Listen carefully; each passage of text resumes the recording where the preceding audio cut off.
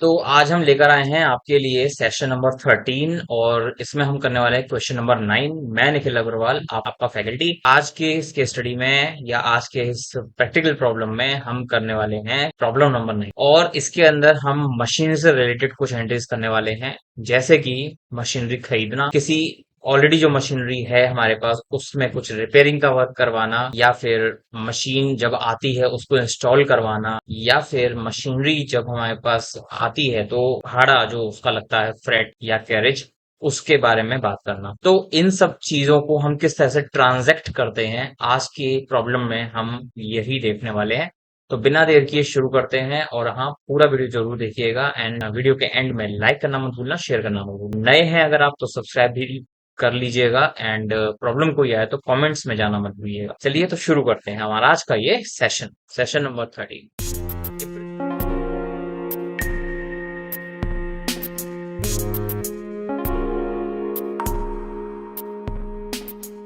अप्रैल 1 की एंट्री है, paid repairing charges on existing machinery. Already हमारे पास एक मशीनरी है जिसको हमने रिपेयर करवाया है, तो उसके खर्चे किस में जाएंगे। तो हमारा एक हेड बनता है प्रॉफिट एंड लॉस का, तो हम बोलते हैं रिपेयर एंड मेंटेनेंस। तो हम इसको डाल देते हैं रिपेयर एंड मेंटेनेंस, और इसके लिए हम यहाँ पे डाल देते हैं हमारा खर्चा जिस भी मोड से हुआ हो। अब हमें बता तो रखा है नहीं कि ये इसका पेमेंट जो है हमने किस तरह से किया है, इसलिए हम इसमें ज्यादा कुछ ना करके कैश लिख देते हैं। बाकी डिपेंड करता है कि हमारा जो रिपेयरिंग का मेंटेनेंस का अमाउंट है वो कितना है। ज्यादा है तो आप यहीं से कर सकते हो। यहाँ पर हम अमाउंट डाल देते हैं 1000 रुपए, और यहाँ पर हम अमाउंट डाल देते हैं 1000 रुपए। ठीक है। नरेशन डाल देते हैं for repairing work done on machine. ठीक है। आगे चलते हैं, और यहाँ पर हमारी सेकंड एप्रिल की एंट्री है, purchase a new machinery. New machinery purchase की गई है, तो हम यहाँ पर ऑब्वियसली फिक्स्ड एसेट होता है, तो हमारी एंट्री जाती है मशीनरी अकाउंट, और यहाँ पर हम डाल देते हैं टू। बैंक डालना चाहो बैंक डाल दो, कैश डालना चाहो कैश डाल दो, क्योंकि अब हम कभी भी नया एसेट खरीदते हैं तो उसका हम चेक प्रोवाइड करते हैं, तो हम यहाँ पे बैंक लिख सकते हैं, कैश भी लिख सकते हो। For amount paid for machinery purchase. ठीक है।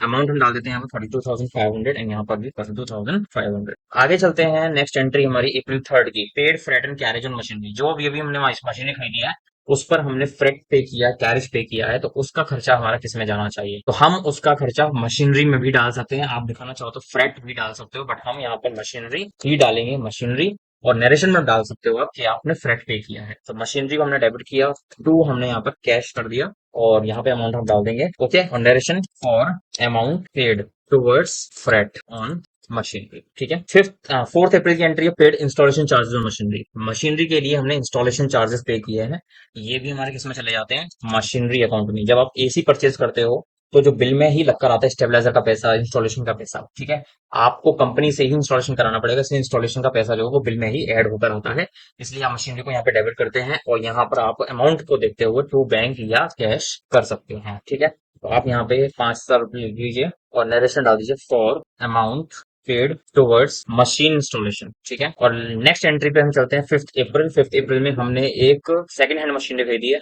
मशीनरी नई हो पुरानी हो, मशीनरी अकाउंट में ही जाएगी, तो मशीनरी लिख दो, यहाँ पे आप बैंक लिख दीजिए, टू बैंक, और अमाउंट इसका जो है वो चला जाएगा 18,000, और क्रेडिट में भी 18,000। नरेशन डाल दीजिए for second hand machinery purchase. और अब इस क्वेश्चन की लास्ट एंट्री है, paid repairing charges above machinery. Above machinery का मतलब है जो अभी अभी हमने सेकंड हैंड मशीनरी खरीदी है उस वाले के बारे में बात हो रही है, और इस मशीन का, क्योंकि ये सेकंड हैंड है, रिपेयरिंग जरूरत पड़ सकती है, आप इसको अपनी रिपेयर मेंटेनेंस में ही डालेंगे। और यहाँ पे आप डाल दीजिए टू कैश या बैंक। हम कैश डाल देते क्योंकि ज्यादा बड़ा अमाउंट है नहीं, 2,500, और यहाँ पे भी 2,500। Narration for repair and maintenance in cash. ठीक है। इस तरह से हम नरेशन की लैंग्वेज बनाई है और प्रिसाइज रखी है, और यहाँ पर हमारा ये वाला जो प्रॉब्लम नंबर 9 है वो पूरा हो जाता है, हिंदी सेशन जो है पूरा हो जाता है। होप कि आपको हमारा ये वाला सेशन अच्छा लगा होगा, समझ में आया होगा, एंड जो भी डाउट्स हो आप हमें कमेंट्स करिए। पिछले वीडियो में भी अगर कोई डाउट रह गया किसी भी वीडियो में, आप उसके भी डिस्कशन हमें कमेंट्स में आप